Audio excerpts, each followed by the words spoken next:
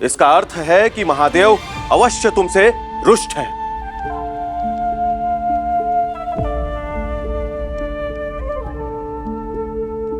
और हम उनका सम्मान उन्हें पुनः लौटाएंगे, तुम्हें मार के।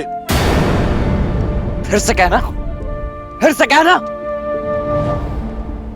शांत हो जाओ लक्ष्मण, शांत हो जाओ।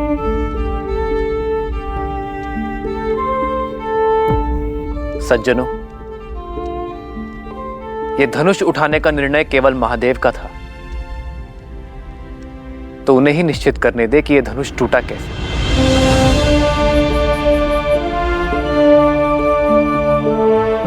महादेव का दूसरा नाम उद्देश्य है। मैं तो केवल एक निमित्त हूं। यह धनुष स्वयं इसलिए भंग हुआ क्योंकि कदाचित इसके होने का उद्देश्य पूर्ण हो चुका था।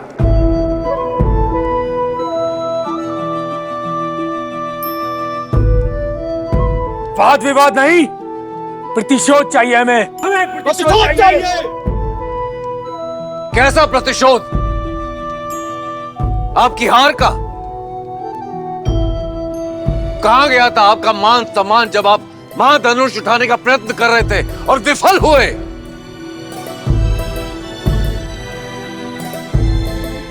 ये स्वयंवर है और इस स्वयंवर का निर्णय हो चुका है।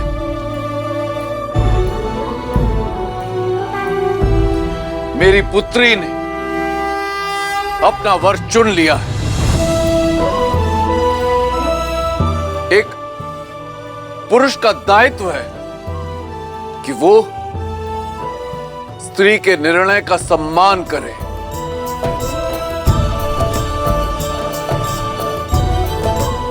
ना कि अपने अभिमान की अग्नि में उसके चैन की आहुति दे दे। ललकारो मत हमें जनक, हम मौन थे क्योंकि अब तुम्हारी रक्षा करने वाला शिव धनुष की ढाल भी अब भंग हो चुकी है। अब युद्ध की अग्नि में तुम्हें और तुम्हारी मिथिला को जलना होगा। और है तुम्हारी ये सुंदर पुत्री, तो उसके भाग्य का निर्णय हम पर छोड़ दो।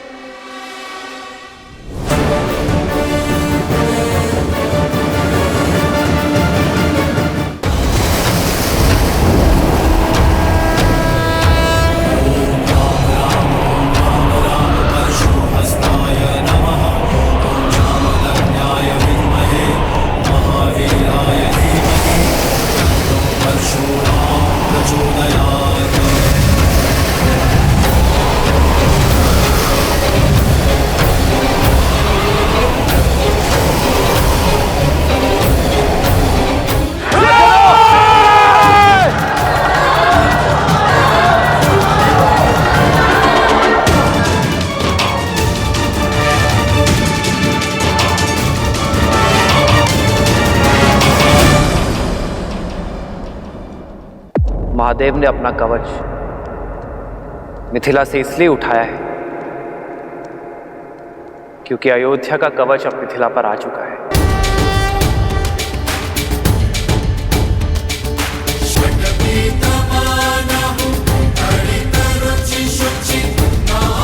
आप सब विवाह में आए इसलिए आपसे आशीष मांगा था, किंतु यदि आप युद्ध के लिए ललकार रहे हैं तो अयोध्या का प्रहार सहने के लिए सज्ज हो जाइए, क्योंकि महाराज दशरथ के पुत्र युद्ध भूमि से पीछे नहीं हटेंगे।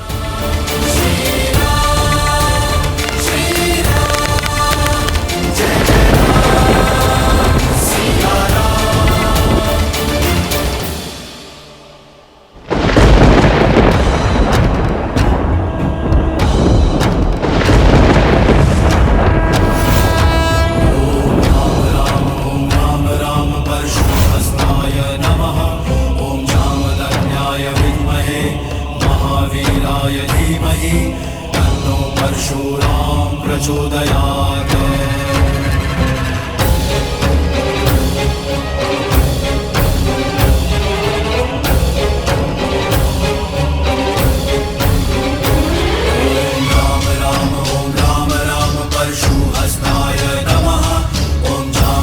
किसने भंग किया मेरे गुरु महादेव का ये धनुष?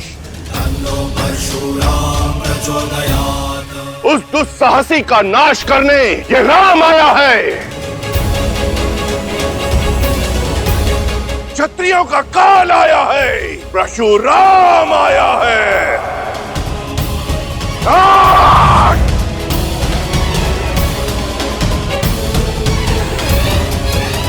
किसने मेरे आराध्य के धनुष को भंग किया? उत्तर दो,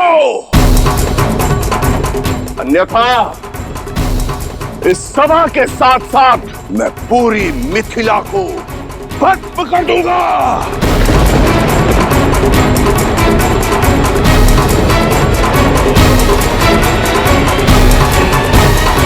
बंद कर दो ये सारे द्वार, कोई कहीं नहीं जाएगा। अपराधी के लिए अब केवल एक ही द्वार खुलेगा, मृत्यु द्वार।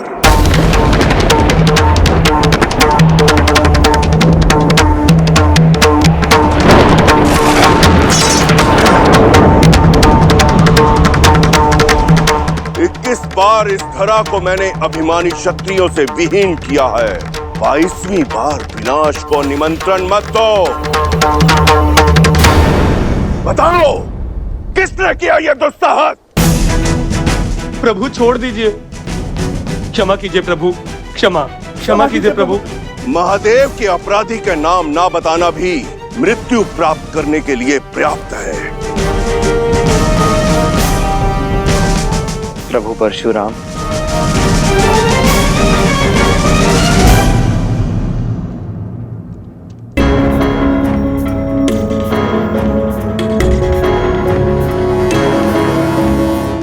तो तुम बताओगे कि कौन है वो? बताओ युवक। मैं शिव धनुष मुझसे भंग हुआ है और इसलिए मैं क्षमा चाहता हूं प्रभु।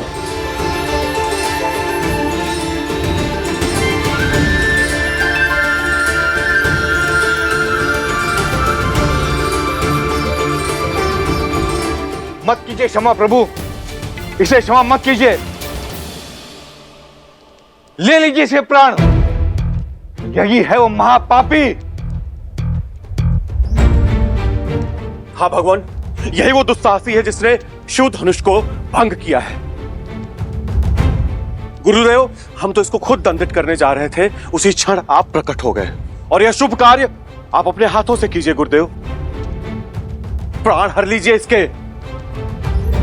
तुमने ये परशुधारी राम जिसका रक्षक है, वो महाधनुष तुमने तोड़ा। अपना परिचय दो बालक। मैं भी राम, अयोध्यापति दशरथ का ज्येष्ठ पुत्र राम।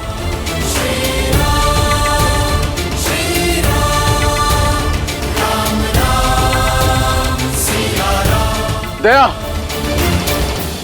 दया गुरुवर, ये मेरी पुत्री का वर है। अद्भुत, इतना गहन अपराध करके भी ये बालक मेरे समक्ष निर्भीक होकर विश्वास पूर्वक खड़ा है। मैं तुम्हारे साहस से अभिभूत हुआ राम, किंतु फिर भी दुर्भाग्यवश मुझे तुम्हारा वध करना होगा।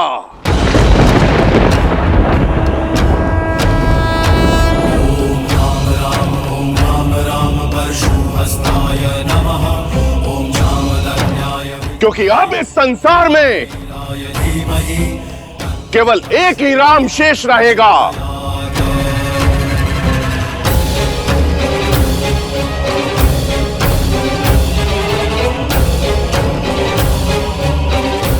धनुष का रक्षक परशुराम या धनुष का भंजक राम।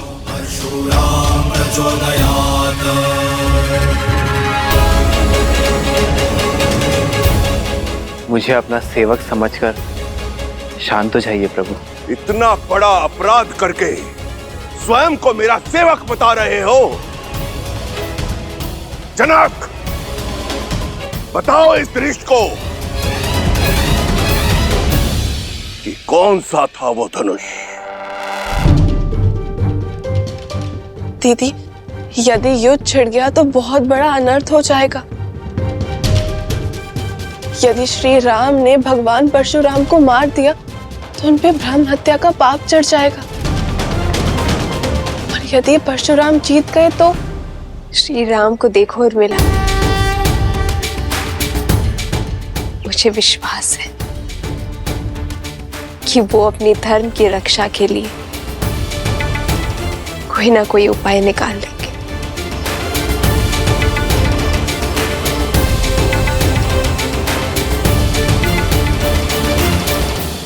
क्षमा कर दे गुरुदेव, मेरी पुत्री ने इन्हें वर के रूप में चुना है।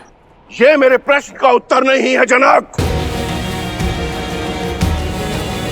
उत्तर दो, बताओ कौन सा था वो धनुष?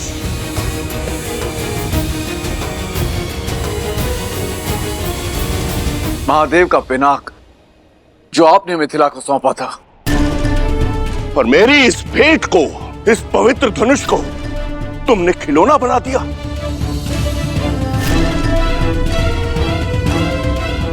इन युवकों के मनोरंजन का साधन।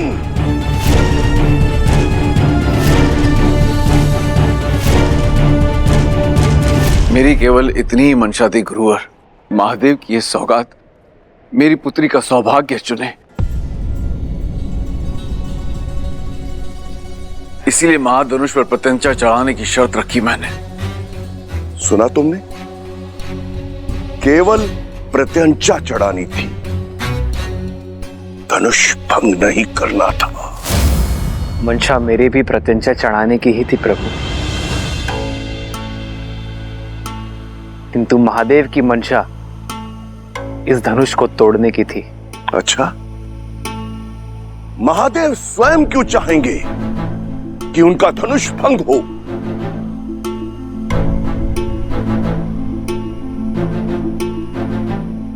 महादेव, जिन्होंने हर क्षण न जाने कितने ब्रह्मांडों को नष्ट किया,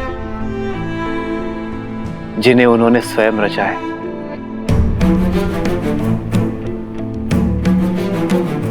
इस संसार में हर वस्तु, हर व्यक्ति का एक उद्देश्य होता है,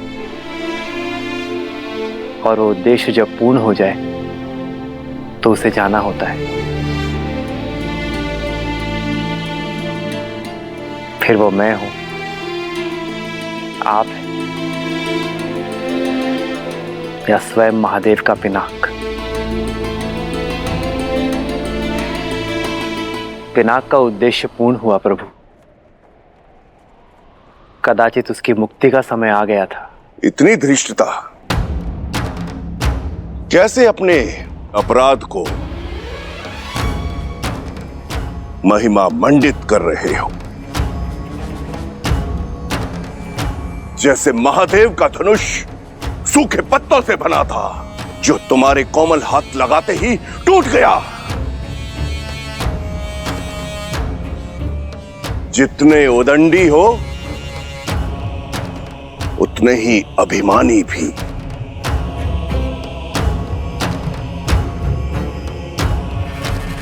अपने अपराध का दोष मेरे इष्ट, मेरे गुरु, मेरे आराध्य, मेरे महादेव पर मढ़ रहे हो। मैंने तो केवल वही कहा जो सत्य है। सत्य? और एक सत्य मुझसे भी सुन लो। आज तुम्हारे जीवन का उद्देश्य पूर्ण हुआ।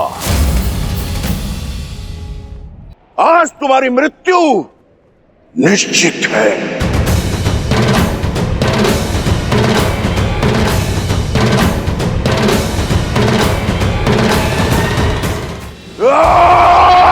सावधान परशुपति। लक्ष्मण, नहीं भैया, कम से कम आज तो मुझे मत रोकिए। आपको चुनौती देने वाले इस अहंकारी को तो मैं नहीं छोड़ूंगा, फिर भले ही उसके पश्चात आप मुझे मृत्यु दंड ही क्यों ना दे दे।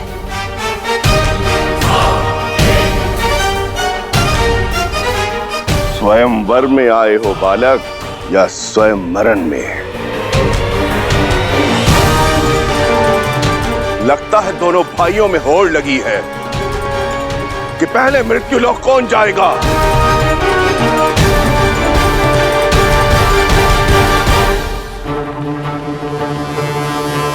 जानते नहीं हो कि किसके समक्ष शस्त्र लेकर खड़े हो? जानता हूं, भली भांति जानता हूं। इसी सभा में कम से कम 21 बार अपने मुख से अपनी ही महिमा मंडन कर चुके हैं आप। अब तो बच्चे बच्चे को कंठस्थ हो गया होगा।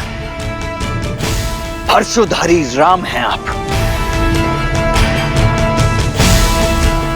परशुराम, जिन्होंने 21 बार क्षत्रिय वंश का नाश किया, जिन्हें संसार भगवान विष्णु का अवतार भी मानता है और जो स्वयं महादेव के परम भक्त हैं। यही ना? या कुछ शेष रह गया है? यदि रह गया हो तो बता दीजिए। जहां इतनी बार सुन लिया, एक बार और सही, मैं सच जाऊं। बालक, मेरा परिचय जानकर भी मेरे प्रशु की तार पर खड़े हो। आत्महत्या करने की इतनी शीघ्रता क्या है मूर्ख? मान लिया कि मैं मूर्ख हो सकता हूं, परंतु आप तो परम ज्ञानी हैं। फिर बालकों की भांति राई का पहाड़ क्यों बना रहे हैं? अरे पुराना धनुष था, टूट गया सो टूट गया, बस। महादेव भी ये बात जानते होंगे, तभी तो यहां रख छोड़ा धनुष।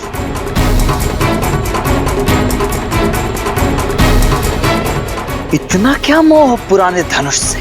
बालपन में तो न जाने ऐसे खेल खेल में कितने धनुष तोड़ दिए हम। तब तो ना किसी ने धनुषों से ऐसा मोह किया और न ही ऐसा क्रोध। उदंडी!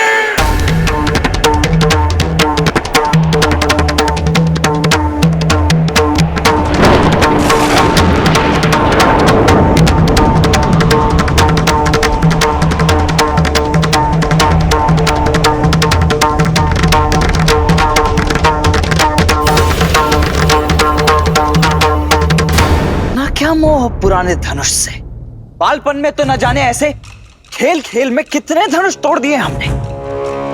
तब तो ना किसी ने धनुषों से ऐसा मोह किया और न ही ऐसा क्रोध।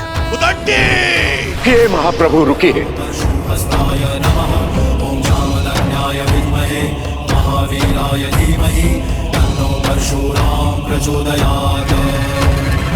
ये दोनों दशरथ पुत्र मेरी छत्र छाया में है। इन दोनों की सुरक्षा का उत्तरदायित्व इनके पिता ने मुझे सौंपा है।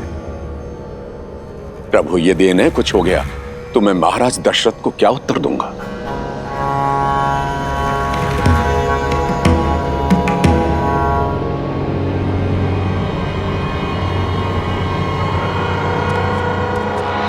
देख रहे हैं इस अभिमानी, इस उदंडी को विश्वामित्र कैसे मंद मंद मुस्कुरा रहा है, कैसे मेरा उपहास कर रहा है। ये जानता नहीं है उस परशुराम को जिसकी एक गर्जना से यह धरती कांप उठती है। सुनी है आपकी ऐसी आत्मा को कपा देने वाली अनेकों कथाएं सुनी है मैंने। भयभीत तो मैं कभी हुआ नहीं, परंतु प्रत्येक कथा का निष्कर्ष सदैव यही निकला कि इतना अनियंत्रित क्रोध, इतना अनैतिक अहंकार तो केवल एक राक्षस में हो सकता है। आश्चर्य है कि आप एक ऋषि हैं। जाइए महर्षि, मैं आपको केवल इसीलिए छोड़ रहा हूं क्योंकि ब्रह्म हत्या का पाप मुझे रघुवंश पर नहीं चाहिए।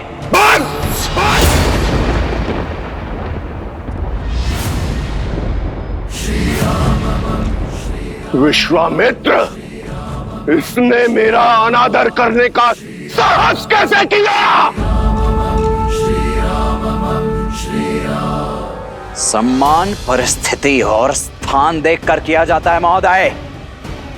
और आप मेरे ज्येष्ठ भ्राता के शुभ विवाह के अवसर पर अशुभ समाचार बनकर आए हैं। फिर अब चाहे आप ब्रह्मा हो, महादेव हो या स्वयं विष्णु के अवतार ही क्यों ना हो,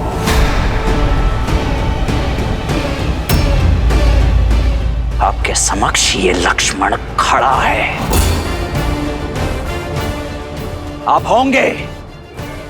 होंगे संसार के भगवान, मेरे भगवान।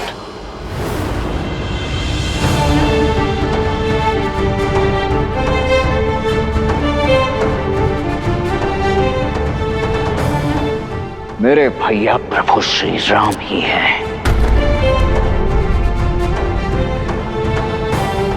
और यदि मेरे भगवान के ऊपर किसी ने शस्त्र उठाया, कवच ये लक्ष्मण होगा है।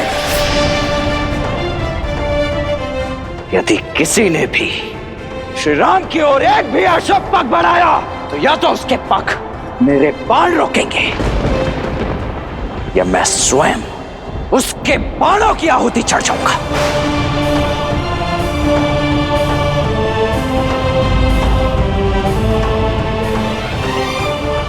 दशरथ पुत्र लक्ष्मण की, श्री रामचंद्र की, श्री रामचंद्र की, राम लक्ष्मण की, राम लक्ष्मण की।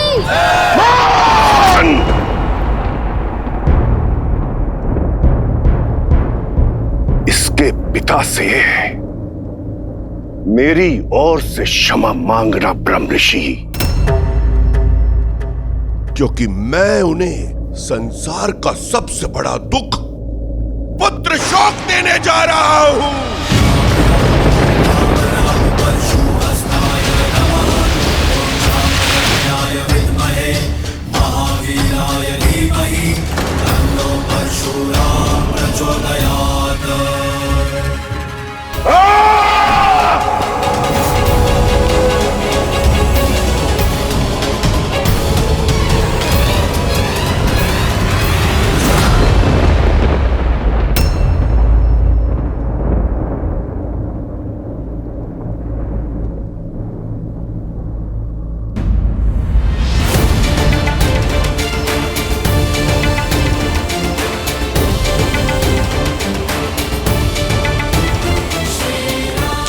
भैया,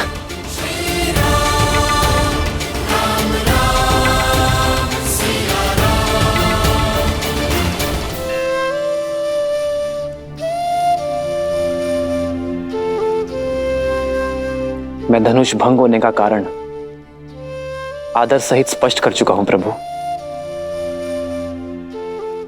और विनय पूर्वक अपनी भाई की अज्ञानता के लिए क्षमा चाहता हूं। दया कीजिए प्रभु। जब मृत्यु सामने आई तो क्षमा याचना करने लगे।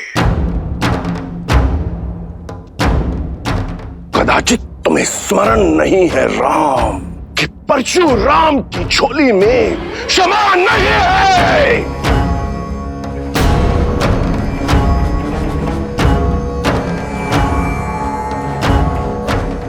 मेरे मन में आपके लिए बहुत सम्मान है ऋषिवर, मैं आपके पग की धूल भी नहीं हूं,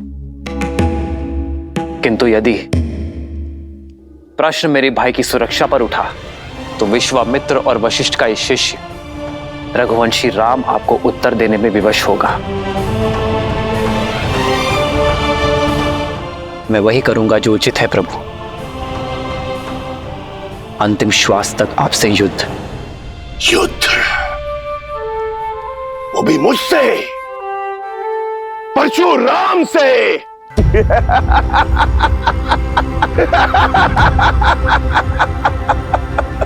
जिसने कार्तिवीर्य अर्जुन की 998 भुजाएं काटकर उसके सर को धड़ से अलग कर दिया, उस परशुराम से,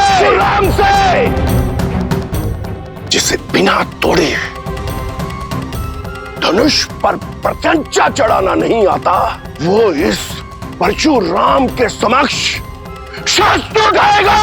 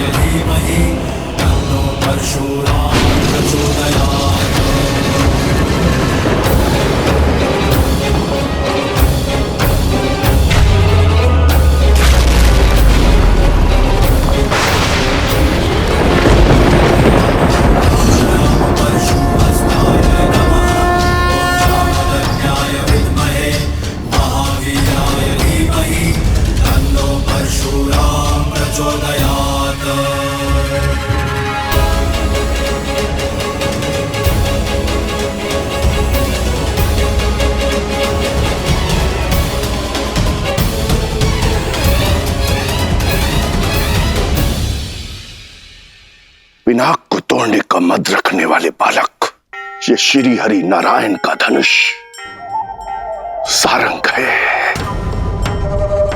महादेव के धनुष को तो तुमने भूल से तोड़ दिया, अब इसे उठाओ और चढ़ाओ इस पर प्रत्यंचा।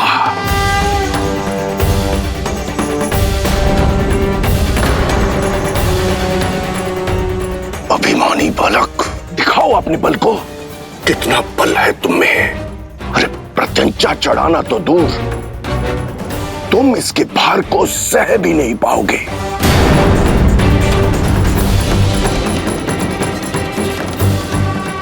अरे चढ़ाओ प्रत्यंचा, ताकि सब देखें कि अयोध्या का बल इसके भार के नीचे कैसे कुचला गया।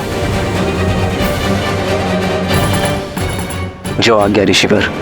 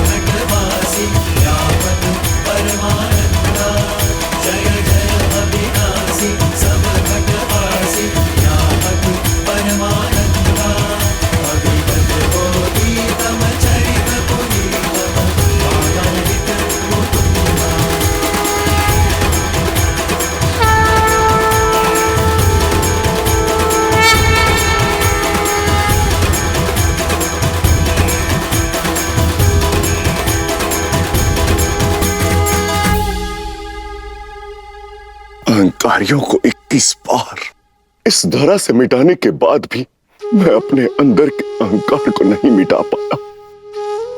मैं आपको पहचान नहीं पाया राम। अब समझा कि कैसे आप शिव का धनुष उठाने में सक्षम हुए।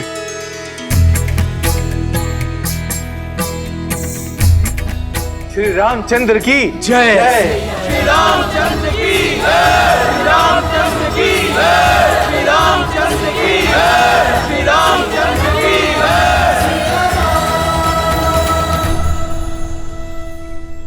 ये जय जयकार नए युग का शंखनाद है। त्रेता युग में उगे नए सूर्य का। अनजाने में ही सही, परंतु सत्य कहा मैंने कि अब इस भूलोक में दो राम नहीं रह सकते।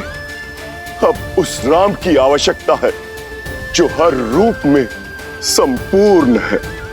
उस परशुराम की नहीं जो आवेश और क्रोध के कारण अपूर्ण है। भगवान परशुराम, वसंत के आने से ग्रीष्म का महत्व तो कम नहीं हो जाता, वैसे ही राम के आने से परशुराम का महत्व तो घट नहीं जाता। इस संसार को आज भी आपकी आवश्यकता है।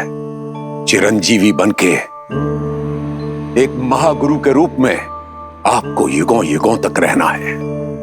महान योद्धाओं को युद्ध की कला और योग का ज्ञान देना है। जो कुछ आपने महादेव से ग्रहण किया है उसे जनमानस को देना है, मानवता को देना है।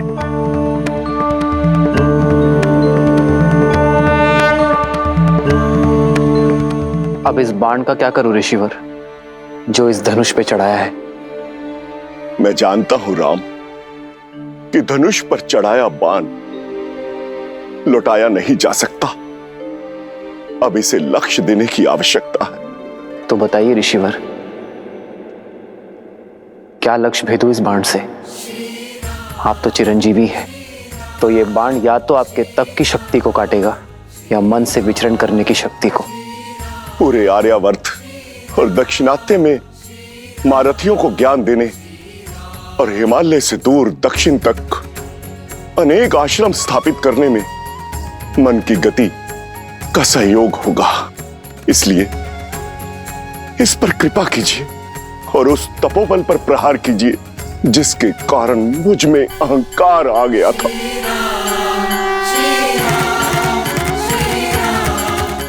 राम, इस बाण को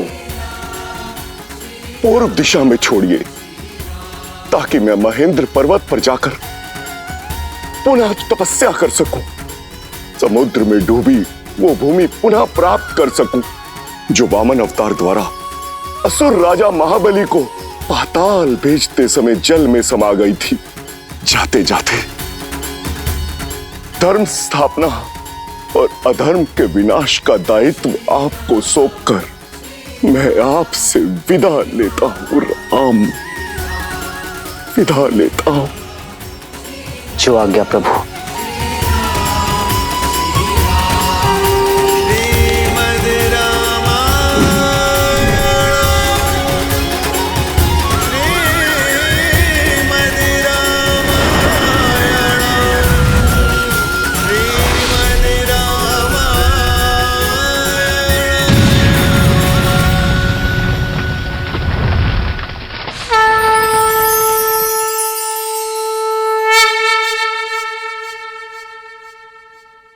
मिथिलेश जनक, महादेव का धनुष भी साध लिया गया और भगवान परशुराम का आशीष भी मिल गया। बस अब किस बात का विलंब? पूरे विधि विधान से विवाह की तैयारियां कीजिए।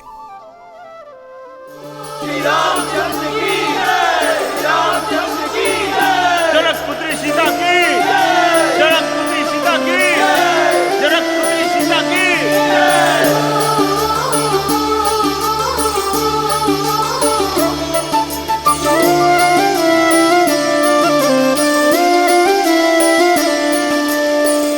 जन्म जन्म का है ये संगम, राम रतन सीता वैभव धन।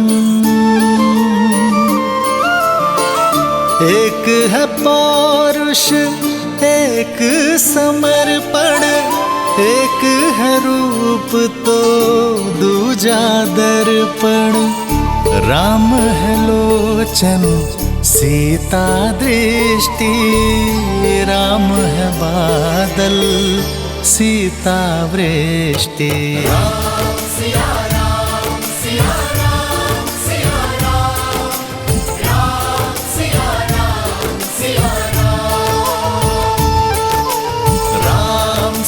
राम सिया राम सिया राम, राम सिया राम सिया राम। सीता को रखते हृदय रघुराई, पूर्ण राम को करने आई। सीता करती उनकी पूजा, राम से आसा प्रेम न दूजा। राम सिया राम सिया राम सिया राम, राम सिया राम सिया राम सिया राम। मैं जनक नंदिनी सीता आपको अपने वार स्वयं को आपकी अर्धांगिनी के रूप में स्वीकार करती हूँ। मैं जीवन के हर लाभ हानि, सुख दुख और धूप छांव में आपकी संगिनी बनकर रहूंगी। अब केवल मृत्यु ही मुझे आपसे अलग कर सकती है। जनक पुत्री सीता की, जनक पुत्री सीता की, जनक पुत्री सीता की, जनक पुत्री सीता की।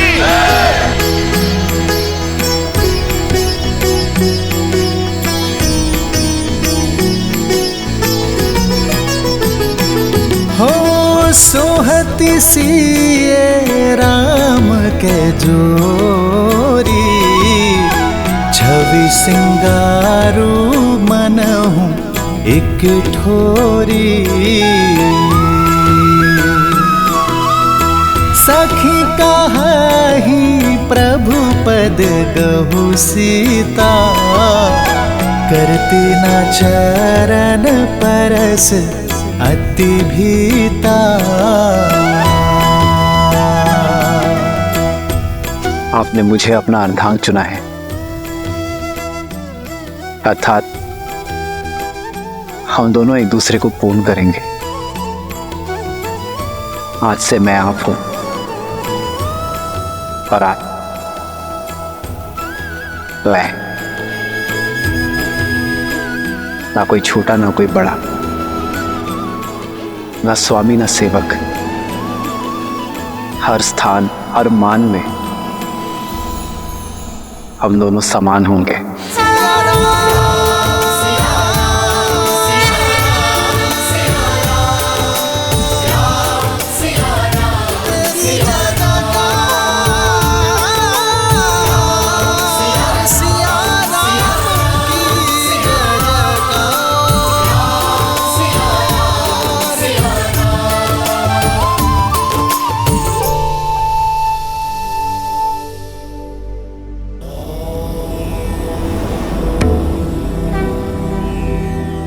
देवी के मुख को देखकर प्रतीत होता है कि मन में कोई शंका है।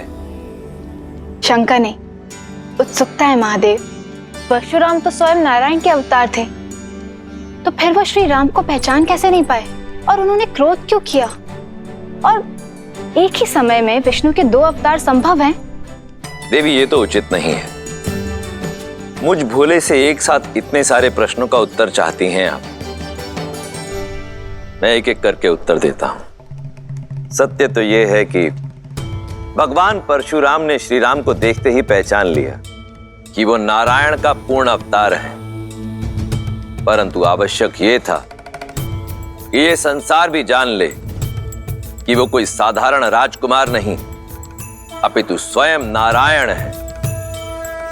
यही कारण है कि भगवान परशुराम ने श्री राम के समक्ष विष्णु के धनुष सारंग पर प्रत्यंचा चढ़ाने की चुनौती रखी। ऐसा उन्होंने इसलिए किया ताकि ये संसार श्री राम के बल और उनकी श्रेष्ठता को स्वीकार कर सके। रही बात दो भिन्न अवतारों की, तो यदि लक्ष्य भिन्न हो तो नारायण अवश्य ही दो अवतार भी ले सकते हैं।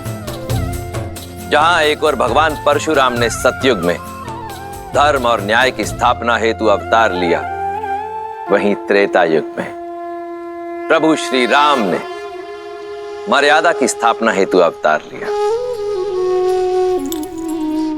जय श्री राम। जय श्री राम। अब कथा में आगे बढ़िए ना महादेव, मुझे श्री राम और सीता का विवाह देखना है। देवी, इतनी आतुरता अच्छी नहीं। आप अपनी अधीरता के रथ को तनिक थामिए। हम सीता और राम के विवाह की बात कर रहे हैं। कितने प्रबंध करने होते हैं, कितने काम होते हैं, उसमें अभी समय लगेगा। परंतु तब तक मैं अपनी प्रिय का मन बहलाने के लिए आपको इसी कथा के एक अन्य पात्र की कथा सुनाता हूं। कौन है वो? मेरा परम भक्त लंकापति रावण, जो अब तक ना तो सीता स्वयंवर में हुए अपने अपमान को भूला था,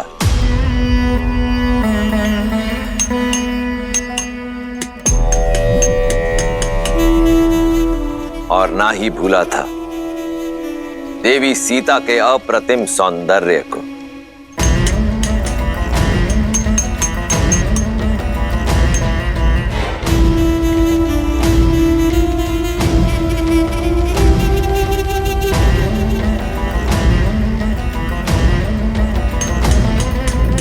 भैया,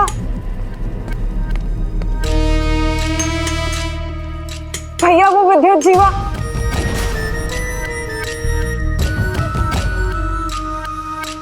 अब क्या किया तुम्हारे उद्दंडपति ने? भैया वो कल रात लौट आया।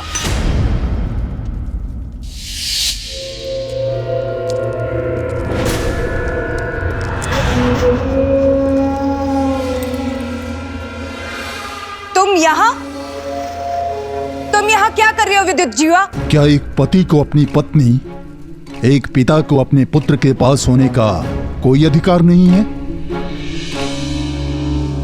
जैसे आए हो वैसे ही लौट जाओ विद्युत जीवा, अन्यथा भैया तुम्हारे प्राण ले लेंगे, क्योंकि वो अपना अपमान कभी भी नहीं भूलते। अपमान तो मेरा किया है तुम्हारे भाई ने, क्या अधिक चाहा था मैंने? एक छोटा सा राज्य ना। राज भिक्षा में नहीं मांगे जाते विद्युत जीवा, बल्कि बल और साहस से अर्जित किए जाते हैं, जो तुम में बिल्कुल भी नहीं था। आज की बात करो सुपर्णखा।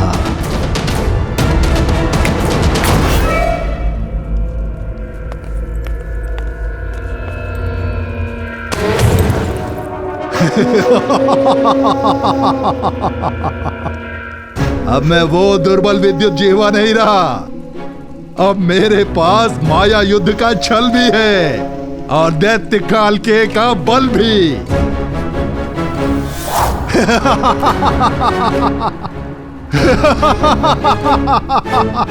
ये काल के? हाँ, काल के अस्त्र। मैं रावण से डरकर भागा नहीं था शूर्पणखा, मैं तो सज्ज हो रहा था उसका सामना करने के लिए। धरा से नीचे गहराई में पाताल और रसातल के मध्य एक नगर है, आसमानगढ़।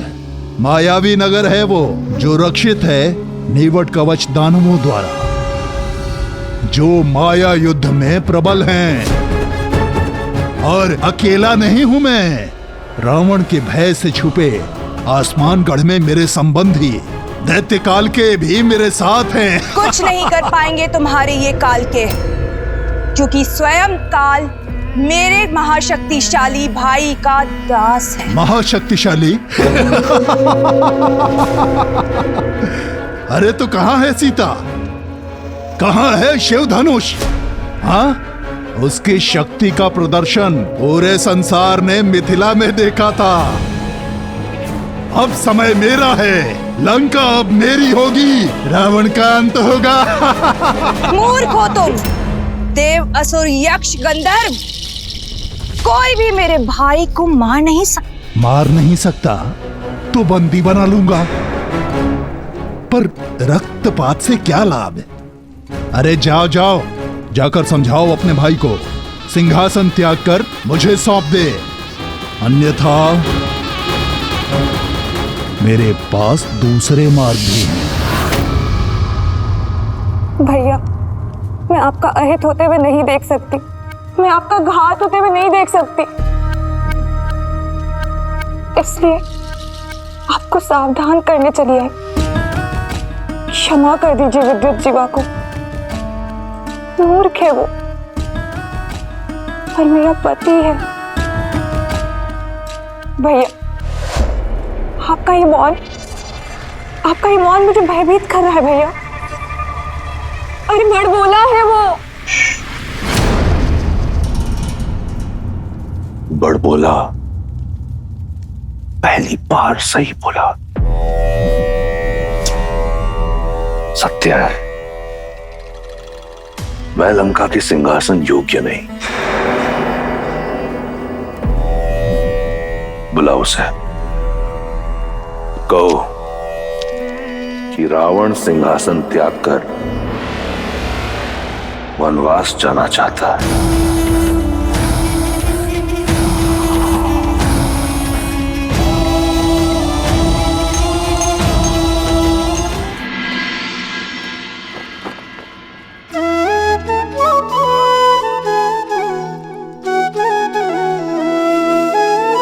सुनो महिपति मुकुट मणि, तुम सम धन्य न को, राम लखनु जिन्हके तनय विश्व विभूषण दो।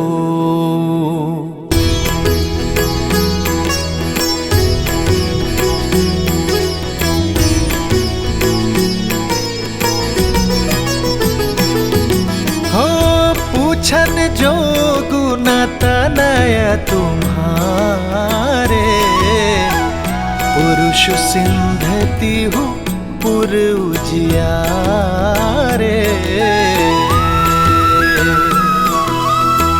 जिन्हके जस प्रताप के आगे, ससिमल नर भी शीतल लागे।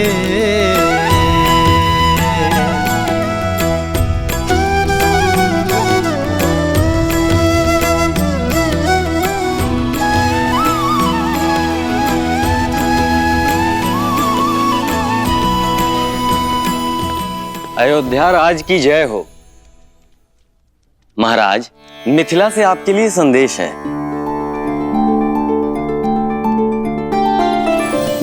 अयोध्यापति दशरथ को मिथिला नरेश जनक का प्रणाम। आपको पूर्व में मेरी पुत्री के स्वयंवर के विषय में सूचित किया गया था, पर आपने आने में असमर्थता दिखाई, क्योंकि आपके पुत्र ब्रह्म ऋषि विश्वामित्र के साथ थे। महादेव की कृपा और मां गौरी के आशीर्वाद से ब्रह्म ऋषि विश्वामित्र आपके पुत्र राम और लक्ष्मण को स्वतः स्वयंवर में ले आए, और जब संसार का कोई शूरवीर शिव धनुष की प्रत्यंचा न चढ़ा पाया, तो ब्रह्म ऋषि के आदेश से आपके सुपुत्र श्री राम ने चुनौती पूरी कर दिखाई।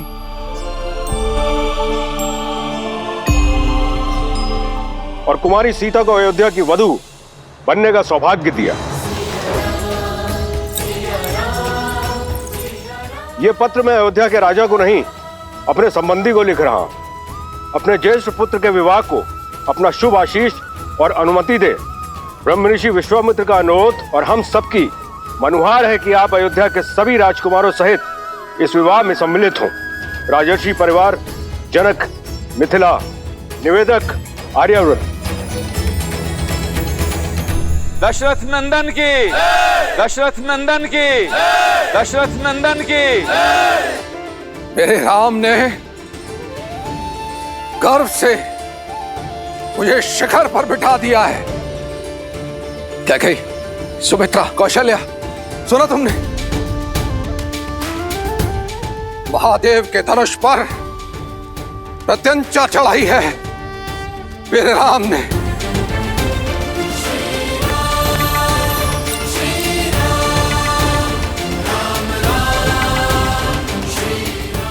हमारे राम ने ये कार्य यदि कोई कर सकता था तो केवल हमारा राम।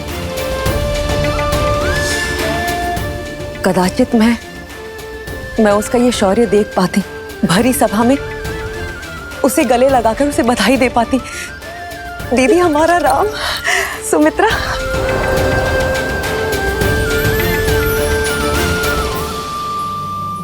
तो ऋषि जवाली क्या कहती है अयोध्या की नीति? क्या एक पुत्र के विवाह के लिए राजा अपने राज्य को छोड़कर जा सकता है या नहीं? अति शीघ्र महाराज, परंतु उससे पहले एक शिष्टमंडल नवसंबंधियों के साथ उपहार समेत भेज देना चाहिए। तो उस शिष्टमंडल को तुरंत प्रस्थान करना चाहिए। जी। ब्राह्मणों और पुरोहितों के दल को मिथिला की ओर प्रस्थान करने के लिए कहें। राजा जनक को सूचित किया जाए कि समस्त अयोध्या अपने राम के विवाह की साक्षी बनने के लिए मिथिला आ रही है। समय व्यर्थ ना करें ऋषि जवाली, मेरे राम का विवाह है, विलंब ना हो। जैसी आपकी आज्ञा। महामंत्री सुमंत्र, अयोध्या के सभी रथों को सज्ज कीजिए और उन्हें उपहारों से लाद दीजिए। जाओ दिया महाराज। देवी कौशल्या, नव विवाहितों के स्वागत के लिए अयोध्या को एक नव वधु की तरह सज्जित कर दीजिए। देवी सुमित्रा, भरत और शत्रुघ्न को संदेश भेजा जाए कि वो शीघ्र अतिशीघ्र मिथिला पहुंचे। कैकेयी, उत्सव की घड़ी आ गई है, सभी प्रबंधों को देखो, कोई कमी नहीं रहनी चाहिए। मैं गुरुदेव वशिष्ठ से मिलकर आता हूं। ये विवाह उन्हीं के आशीर्वाद से होगा। जी महाराज, मेरे राम का विवाह है, मेरे राम का।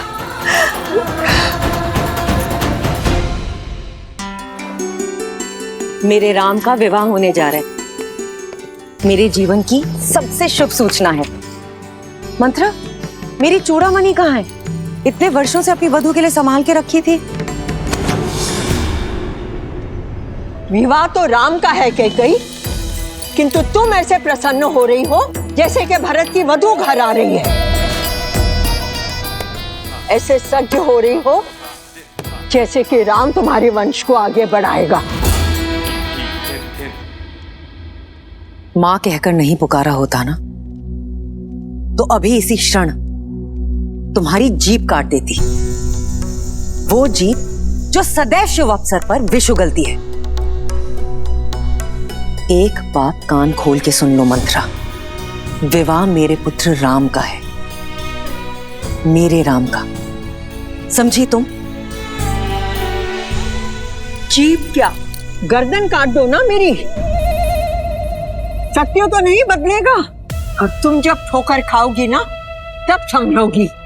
जब राम को जन्म देने वाली मां कौशल्या स्वयं इस विवाह में नहीं जा रही, तो रीतियों की बेड़ियों को तोड़कर महाराज दशरथ तुम्हें वहां कैसे ले जा सकते हैं? रीति तो स्त्रियों के युद्ध में जाने की भी नहीं है रघुवंश में। फिर भी वे मुझे लेकर गए ना, क्योंकि वे मुझसे प्रेम करते हैं। उनकी सबसे प्रिय पत्नी हूं मैं, राम की सबसे प्रिय मां। और फिर अगर वहां जाऊंगी तो भरत से भी भेंट कर लूंगी। अब तो मुझे बातों में मत उलझाओ, शीघ्र मेरी चूड़ामणि ढूंढो। मैं आज एक बार फिर से महाराज को चौंका देना चाहती हूँ। आपने सही कहा था गुरुवर। श्राप के भय से मैं अपनी ही संतान के भविष्य के आड़े आ रहा था। देखिए ना, मेरा राम संसार की सर्वश्रेष्ठ कन्या का वर चुना गया है। यदि उस दिन मैं उसे ब्रह्म ऋषि विश्वामित्र के साथ जाने से रोकता, तो राम शिव धनुष उठाकर मेरा और अयोध्या का गौरव किस प्रकार बढ़ा पाता। बहुत बहुत धन्यवाद ऋषिवर। धन्यवाद महादेव का। जिन्होंने राम और अयोध्या के साथ साथ हम सबको यह गौरव दिया। जो भूल करने से बच गए उस पर पछतावा करने से कोई लाभ नहीं पुत्र। आओ राम के इस भव्य विवाह की यात्रा प्रारंभ करें।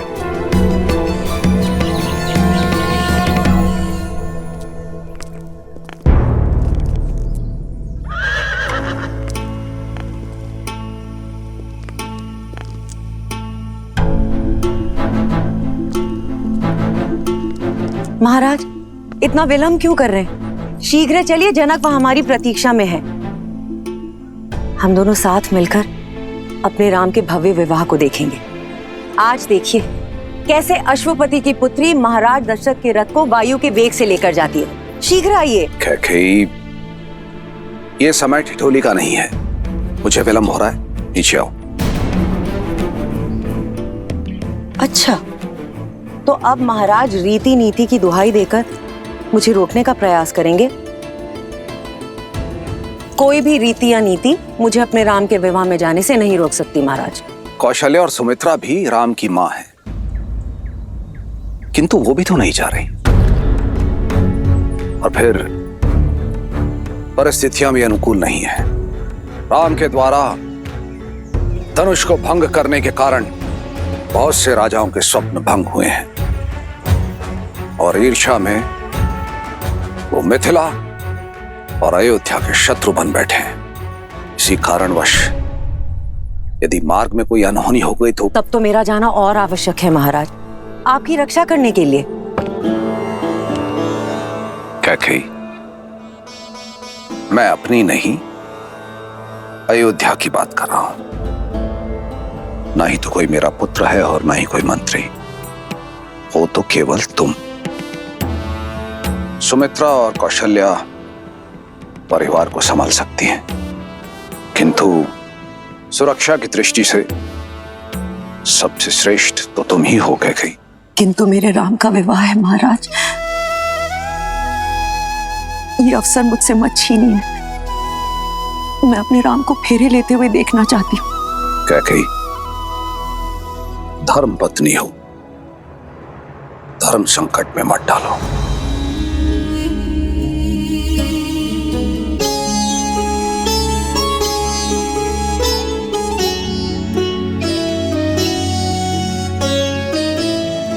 किंतु मैं तुम्हें इस प्रकार भावुक भी नहीं देख सकता।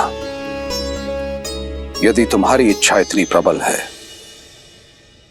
तो तुम मिथिला जाओ, मैं यहां रुककर अयोध्या की सुरक्षा देखता हूं। महाराज, इतनी स्वार्थी भी नहीं है आपकी कैकेयी। जानती हूं आपके राम में आपके प्राण बसते हैं। उसका विवाह देखना आपका सबसे बड़ा स्वप्न है। ये स्वप्न कैसे छीन लूं आपसे? वैसे भी मेरा मन आपसे थोड़ा अधिक कठोर है, ये पीड़ा सह लेगा। आप जाएं महाराज, अपने पुत्र के विवाह का आनंद उठाएं। अयोध्या की रक्षा करने के लिए आपकी कैकेयी है।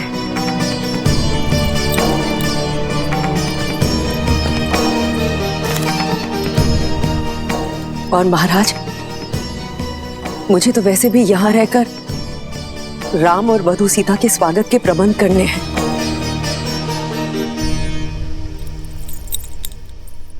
ऐसे सजाऊंगी अयोध्या को कि इंद्रलोक की दमक और वैकुंठ की शोभा भी फीकी पड़ जाएगी। प्रिय कैकेयी, ये मेरा वचन है, अगली बार कोई बाधा नहीं होगी। हमारे पुत्र भरत के विवाह में उसकी माता अवश्य उपस्थित होगी और वो हर रीति में सम्मिलित होंगी। आप राम और सीता को मेरा प्रेम दीजिएगा। आप जाए महाराज, विदा।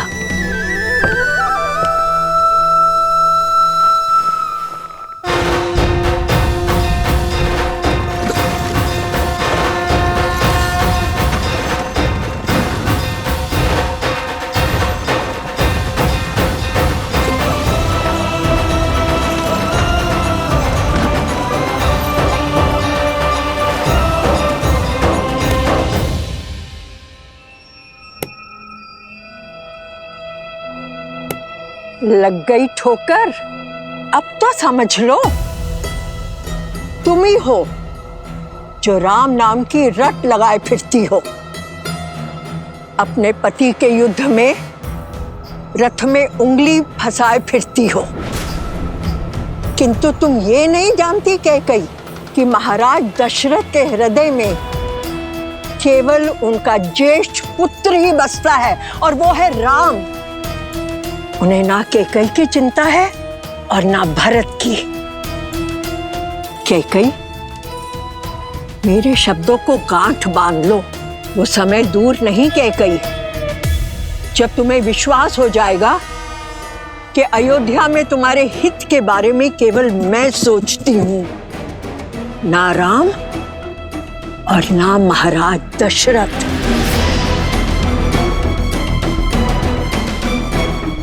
तुम्हें मौन रहने का आदेश दिया था ना, तो मौन रहो। सभी कार्यकारियों को सभा में आने का आदेश दिया जाए। स्वागत के प्रबंध निश्चित करने हैं। अयोध्या का भविष्य मेरा राम लौट कर आ रहा है।